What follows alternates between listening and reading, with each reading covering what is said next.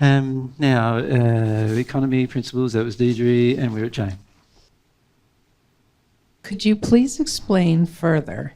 God does not waste emotional and spiritual experiences. All right, so let's define emotional experience. What is a spiritual experience?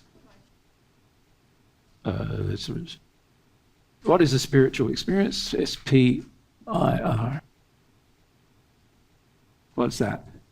It's an experience of, related to, love. Love, somebody said it. I think it was Dave over here, wasn't it? It was. Good on you, man. So spiritual experience is a love-based experience, right?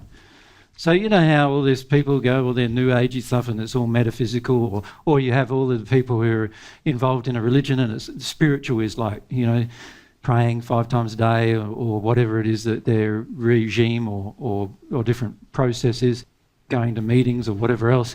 Well, that to God is not spiritual. Right? Spiritual is anything to do with love. That's spiritual from God's perspective. So let's look at that. We've got spiritual experiences and then we've got emotional experiences. Now, obviously, love is an emotional experience as well, isn't it? Because love is an emotion. But emotional experiences are energy flowing through your soul, which then affect your spirit, physical body, isn't it? Emotional is energy in motion. Huh? When I say God does not waste it, it means that every single thing that God has done has not only been to create function and beauty and all these other outcomes, but one of the major outcomes is so that you benefit spiritually and that you benefit emotionally. So every single experience is not just a single experience to create some kind of, process mathematically, but it's also so that you can start to enjoy some spiritual and emotional experiences which are a part of the function that God creates. So if we examine economy, he's basically saying part of economy is me creating for you. So this is God talking to you. He's saying, me creating for you this concept of love and energy and emotions being a part of what I wanted to create for you.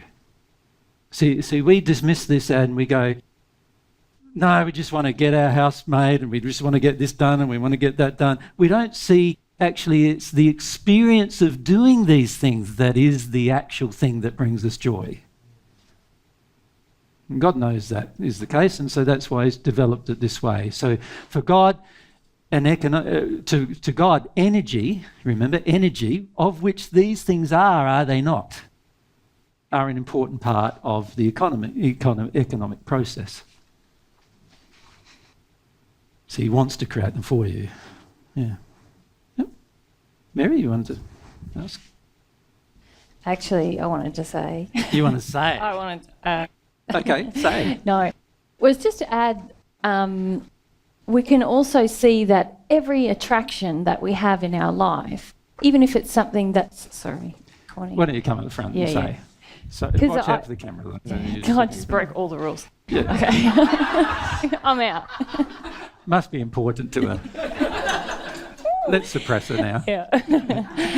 No, I just recollect when we were designing this outline that partly what we're also speaking about is even if you have a painful life experience where there's something that we would call something someone called earlier a freak accident or a major event that affects everyone in a family unit or that seems to be traumatic. It seems to be painful. It seems to be emotionally difficult. If we embrace God's laws, we see that and the principles involved, we see that there's a lot of learning and growth that can happen for everyone involved. And so it's not wasted ever.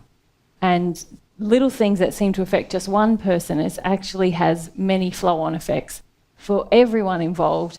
And so this law of attraction, even if we consider that, it's bringing us events that not just affect you, but if we're all sensitive, it's there for everyone around you as well to learn and grow from. So this is partly what we were thinking about in terms of economy as well. Yep. Thanks, mate. Thank you. Okay.